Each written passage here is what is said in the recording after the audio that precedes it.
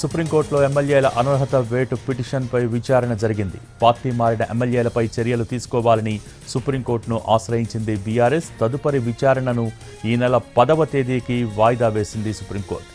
దానం నాగేందర్, కడియం శ్రీహరి, తెల్లం వెంకట్రావుల అనర్హత పిటిషన్స్తో కలిపి విచారిస్తామని తెలిపింది సుప్రీంకోర్టు. 7 ఎమ్మెల్యేలపై అనర్హత వేటు వేయాలన్న పిటిషన్లను ప్రతివాదులైన తెలంగాణ స్పీకర్ తరపు న్యాయవాది ముకుల్ రోహిత్గీకి అందజేయాలని సుప్రీం ఆదేశించింది. అయితే అనర్హత పిటిషన్స్పై నిర్ణయానికి తగిన సమయం అంటే ఎంతో చెప్పాలని గత విచారణలో స్పీకర్ను కోరింది సుప్రీం.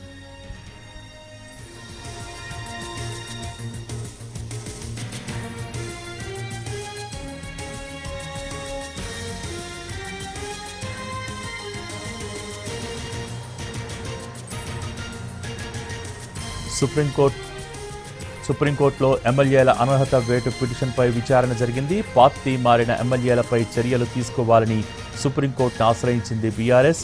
తదుపరి విచారణను ఈ నెల 10వ తేదీకి వాయిదా వేసింది సుప్రీంకోర్టు. దానం నాగేందర్, కడియం శ్రీహరి, తెల్లం వెంకట్రావుల అనర్హత పిటిషన్స్తో కలిపి విచారిస్తామని తెలిపింది సుప్రీంకోర్టు. 7 ఎమ్మెల్యేలపై అనర్హత వేటు వేయాలన్న పిటిషన్లను ప్రతివాదులైన తెలంగాణ స్పీకర్ తరపు న్యాయవాది ముకుల్ రోహిత్గీకి అందజేయాలని సుప్రీం ఆదేశించింది. అయితే అనర్హత పిటిషన్స్పై నిర్ణయానికి తగిన సమయం అంటే ఎంతో చెప్పాలని గత విచారణలో స్పీకర్ను కోరింది సుప్రీం.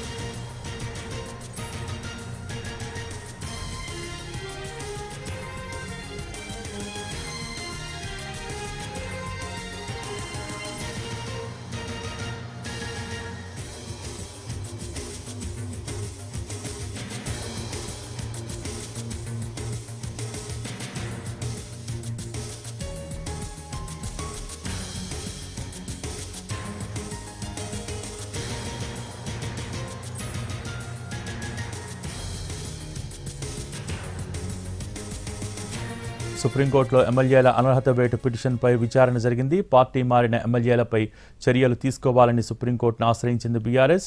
తదుపరి విచారణను ఈ నెల 10వ తేదీకి వాయిదా వేసింది సుప్రీంకోర్టు. దీనికి సంబంధించి మోర్ అప్డేట్స్ మా ప్రతినిధి రాజు టెలిఫోన్ లైన్ ద్వారా అందిస్తారు. రాజు, భోగి ఏదైతే తెలంగాణకు సంబంధించి బీఆర్ఎస్ పార్టీ నుంచి బీఫామ్ పైన గెలిచి కాంగ్రెస్ పార్టీలో చేరినటువంటి ఎమ్మెల్యేలకు సంబంధించినటువంటి విషయంలో వాళ్ళపై అనర్హత వేటు వేయాలనే విషయం పైన కొంత బీఆర్ఎస్ పార్టీ సీరియస్ గా తీసుకుంటుంది. అంటే ఏడాది గడుస్తున్నా ఇప్పటి వరకు స్పీకర్ ఎటువంటి నిర్ణయాలు తీసుకోవట్లేదంటూ వాళ్ళు ఆవేదన వ్యక్తం చేసినటువంటి పరిస్థితి కనిపించింది. దానికి అనుగుణంగానే సుప్రీంకోర్టులో 2 పిటిషన్లను దాఖలు చేశారు. ఒకటి స్పెషల్ లీవ్ పిటిషన్, మరొకటి రిట్ పిటిషన్. అయితే స్పెషల్ లీవ్ పిటిషన్ గత శుక్రవారం రోజునే విచారణకు వచ్చింది. Justice B R Gavai, justice Vinod చంద్రన్ల ధర్మాసనం ఈ కేసును విచారణ జరిపింది. ఆ సందర్భంలోనే ఎమ్మెల్యేల పైన చర్యలు తీసుకునేందుకు స్పీకర్ కు తగిన సమయం అంటే ఏంటి, ఈ తగిన సమయం పైన సరైనటువంటి క్లారిటీ ఇవ్వాలంటూ సుప్రీంకోర్టు ధర్మాసనం స్పీకర్ తరపున సుప్రీంకోర్టులో వాదనలు వినిపించినటువంటి సీనియర్ కౌన్సిల్ ముకుల్ రోహిత్గీని ప్రశ్నించారు. సో ఆ సమయంలో తాను స్పీకర్ తో మాట్లాడి దీనికి సంబంధించినటువంటి క్లారిటీ తీసుకుంటాననే విషయాన్ని కూడా స్పష్టం చేశారు.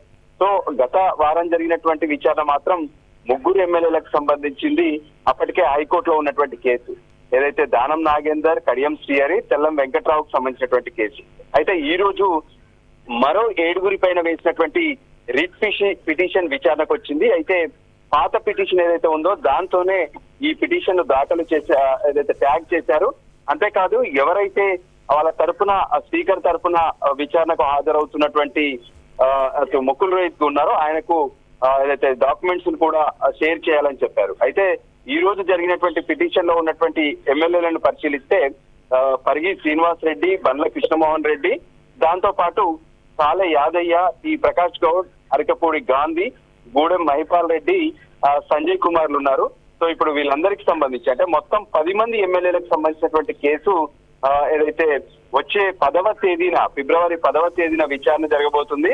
సో ఆ సమయంలో స్పీకర్ ఈ తగిన సమయం అంటే రీజనబుల్ టైంలో దీనిపైన నిర్ణయం తీసుకోవాలని చెప్పి హైకోర్టు ఇచ్చినటువంటి ఆదేశాలు ఏవైతే ఉన్నాయో దానికి సంబంధించి సుప్రీంకోర్టు అడిగినట్టుగా ఆ తగిన సమయం పైన స్పీకర్ కానీ స్పీకర్ కార్యాలయం కానీ మరి ఎటువంటి సమాధానం సుప్రీంకోర్టుకి ఇవ్వబోతుంది అనేది కీలకంగా మారబోతుంది.